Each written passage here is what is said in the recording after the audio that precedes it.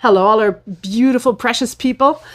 I'm Sham. I'm from the 5th season. And today I am speaking with our dear friend Willow from Wandering Willow Apothecaries. Welcome, Willow. It's so nice to have you. Thank you for having me. It's wonderful. Yes. So Willow is the one who helps provide us with all of these incredible stones. She is the bling queen for the 5th season. And today we're going to be talking stones and crystals with her. And we wanted to share all the little details that she just... Anyways, you'll see. Bonjour, hello. And that is the best French I have. I apologize. I am learning. We love you. Despite no. So, Willow, the one thing I would like you to maybe start by explaining to our viewers is your stones. You always talk to me about the quality and you know, well, I can't even explain it. But could you talk about what's the difference between good quality stone versus something that's not a good quality? What are the things we need to look for?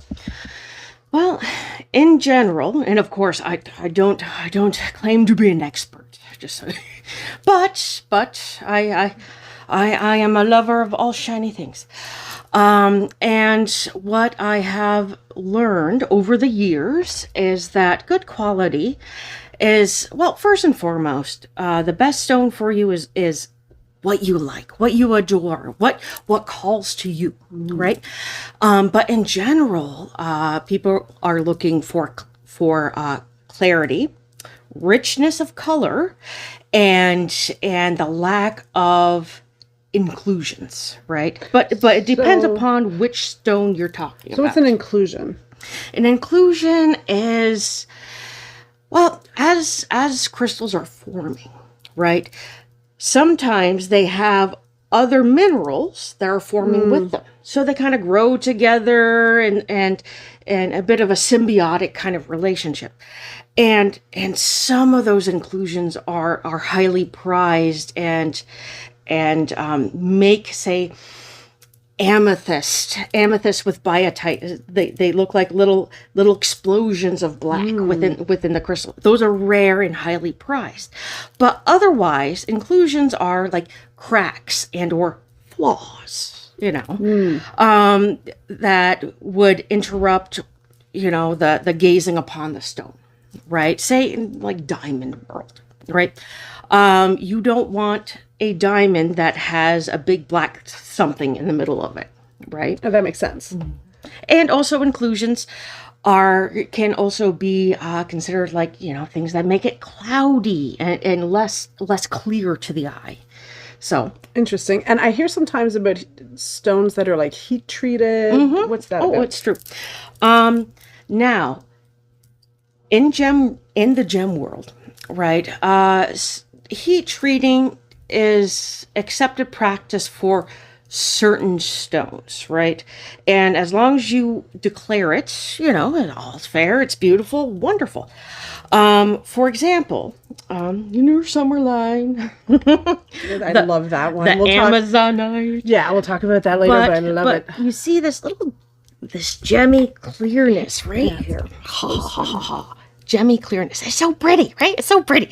But these are slightly heat treated because it burns away the inclusions, some of the inclusions, so you can appreciate that gemminess, right? But also makes it, instead of like hundreds of thousands of dollars, more affordable, right? And good quality for the money. I mean, it's still very good quality because other treatments would be necessary other than just heating to produce this clarity of a stone.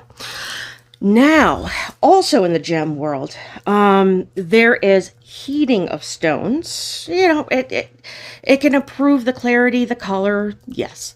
But also, some unscrupulous people will heat treat certain things and call them something else. Like amethyst. Right?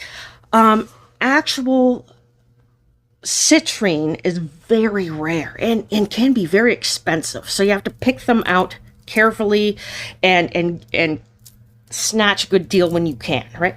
And you'll know an actual citrine by its pretty much universal yellow color, right? So sometimes they're orange, but most of the time they're a bit lighter golden to yellow, right?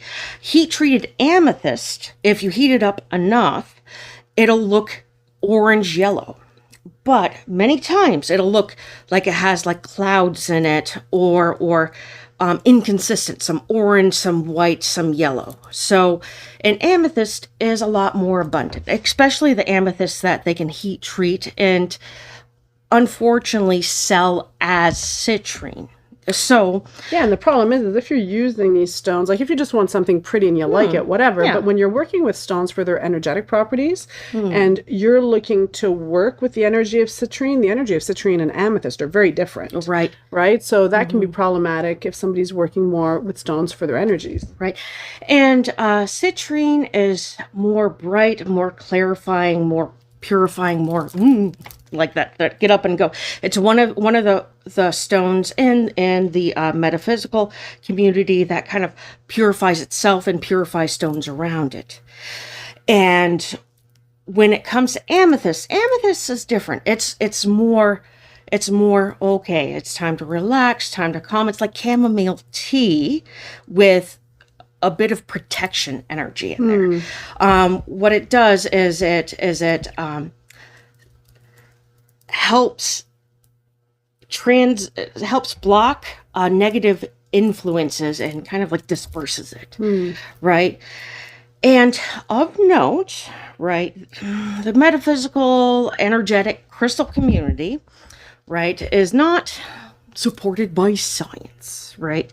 However, anything that is not proven by science or known well is called magic or snake oil or what have you. You know, at the end of the day, if it makes you happy and makes you feel good and helps with your overall health and journey, awesome. Yeah, the way I talk to that point, right, is people talk about belief and say, oh, do you really believe in that, or do you believe this?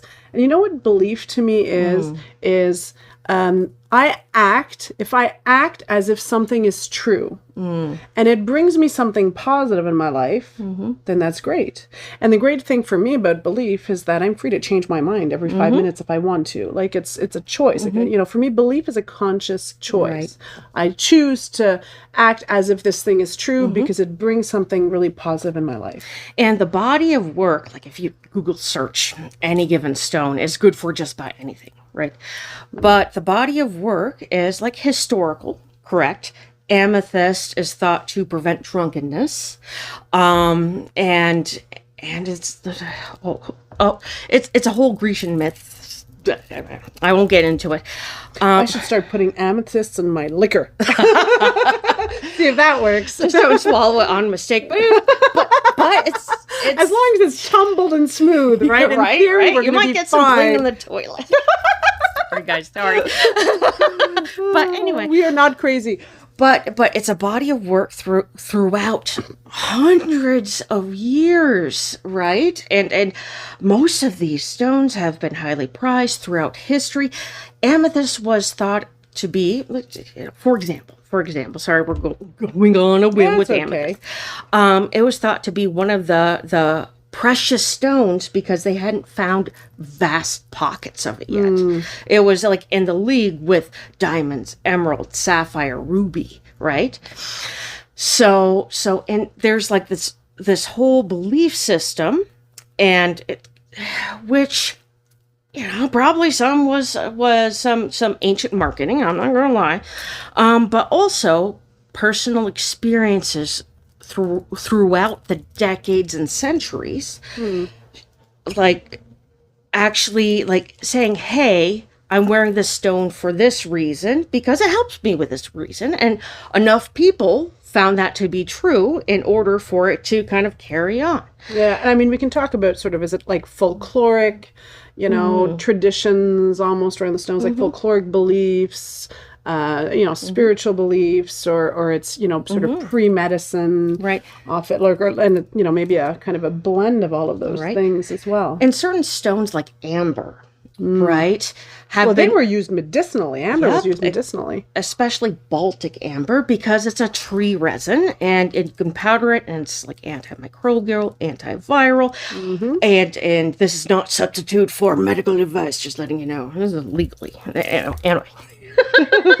But yes, and so it's been highly prized for its life and healing properties, and so throughout the ages, and especially the advent of modern technology and everything like that, a lot of ancient knowledge and folk ways have been pushed to the side, and progress.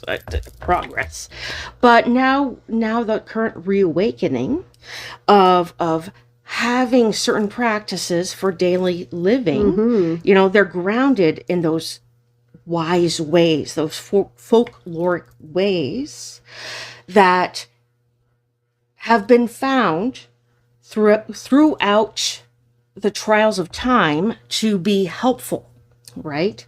Yeah, and I mean, fundamentally, at the fifth season, that's what we're all about, right? Is just helping folks kind of discover a little bit of those little magical practices that feed your soul, right, in the day-to-day, and that help us out. Right. And modern science, modern medicine, all this good stuff. I'm a healthcare practitioner. It has advanced society by a long way. However, there is so much more that we are learning and exploring and getting to know, like on a daily basis, right? Yeah, and fundamentally, I think one of the things with some of these spiritual or folkloric practices is that, the proof is in the pudding, in the sense that they do not replace medicine or science.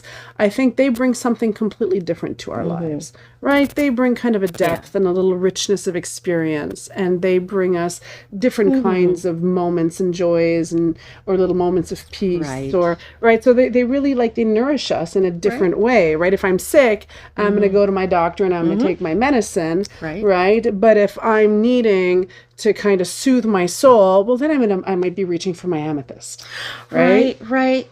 Or one of the lovely teas, or the baths, or the incenses, things that bring depth and richness to the day-to-day life, and it's how we decorate time. Our time here. Oh, that's beautiful. How we decorate time. I like that.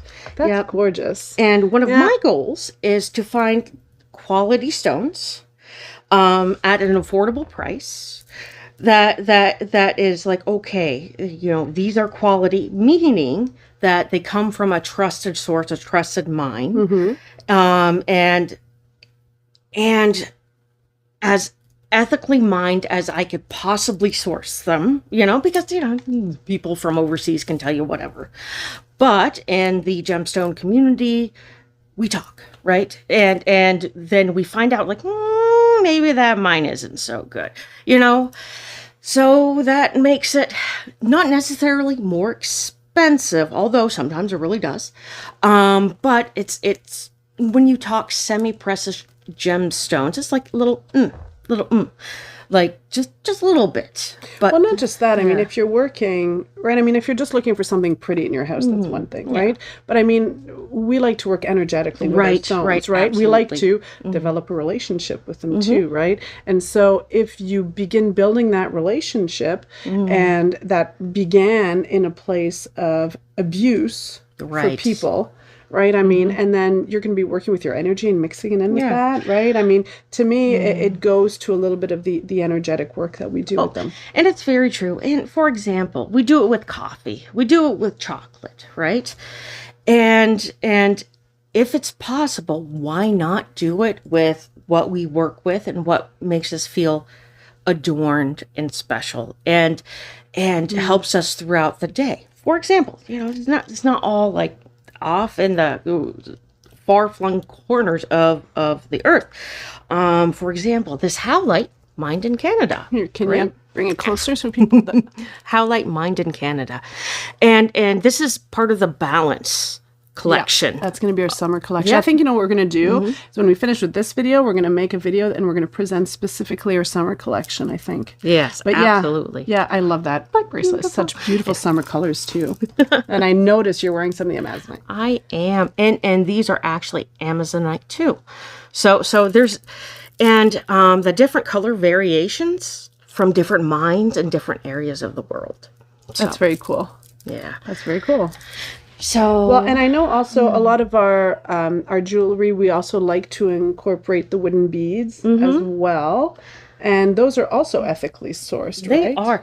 And they're not just wood, right? Yeah, that's true. Right. They are sandalwood and incorporating like the future lines, like other beads like Palo Santo, right?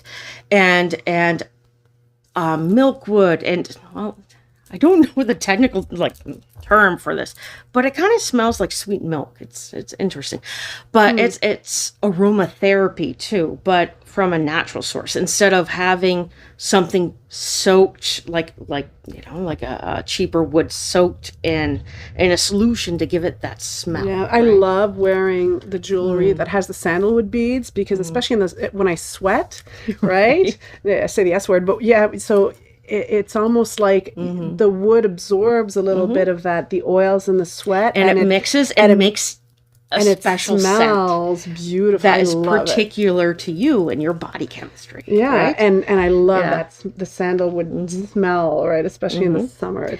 And the beauty of sandalwood is that the more you wear it, the more you're kind of, because they're often used for mala beads, prayer beads. So the more you handle it, the more beautiful it becomes, right? It can almost have a mirror finish, of course, after months and or years of use. But yeah, absolutely, right? So it's something that kind of grows with you, right? Absolutely, absolutely. And is there anything else that you think that if we just speak about stones in general that are really important for people to know? Like, what's your favorite way of working with stones? I know, it's like, how to choose one. It's like, what brand of chocolate do you like best, right? But my favorite way of working with stones is just like living my day-to-day existence with them, right?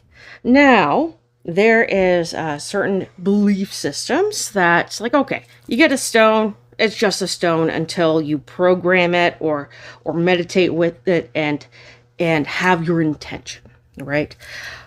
But also, there's a certain merit to just wearing a piece and in little moments throughout the day, practice mindfulness in like, how am I feeling with this on? What is it telling me? Some stones are louder than others, right? As far as not they don't speak French or English, right? But, energetically speaking, that they will let you know. And that kind of ties into the meridians and all this other good stuff. And just wearing it day to day and then journaling my experiences. It might just be like a few sentences, a paragraph, and eventually, say throughout a week, or even a month, a full moon cycle, it reveals different aspects of itself. And therefore, like then, with the next moon cycle, say a full moon to full moon, I can then know my intention in which the stone is best to carry out for. It's like any friendship or relationship. And not all stones mesh with a given person, in a given like era of their lives. Yeah, that's very true. It's true. That's true. So, I went through this whole rose quartz phase at some point where I just really needed that, right? Right. And what I love to do is when I get a new piece is exactly what you said, right? Is to start just developing or get to know them without judgment, right? And just, wear the piece, have them with me, depending if it's something that might sit by my bedside, if it's a big, big crystal, or if it's jewelry, start wearing it, and then just see, how it's like kind of like dating, right? You get to know them Right. slowly, you get to know their likes and dislikes, but then once you have built a relationship, and you know how you guys mesh, then I get up in the morning and, I'm going to be like, okay, what color am I in the mood to wear today? Right. I'm picking my clothes. Right. But then I'm going to be also picking the jewelry based on, what I feel I need maybe that day, or what I might be lacking, or what I might need to project, or, so it's a little bit like, exactly picking, do I need to wear that little black dress or my power suit, right? But also, it's like, what does my body, my system, my psyche need today? Does it need to mellow out and relax and wear like amethyst? Does it need yummy rose quartz? Or does it need the get up and go positivity of sunstone, Yeah, absolutely. It's like some days you want chamomile tea, some days you want coffee. Yeah, right? yeah, and some days you need an espresso. right. So, That's wonderful. Well, Willow, thank you so much for coming and chit-chatting so with welcome. us. And also, one last thing. Go ahead. As far as energetics and what have you, some may already know, but some of the best watches and timepieces are quartz run, right? True. So there's definitely, and like science, some of it is science backed, right? I'm not trying to, we're not trying to sell you any kind of lies or anything like that, but they're pretty, and if they make your day to day richer, like they have mine, I mean, obviously. But if they make your day to day richer, who cares, right? Yeah. At the end of the day, right? And, it's wonderful to feel beautiful and Right. adorned. Right, I love and how you say adorned. that. Adorned. Well, take care, you guys. It was nice to chit-chat. Talk soon.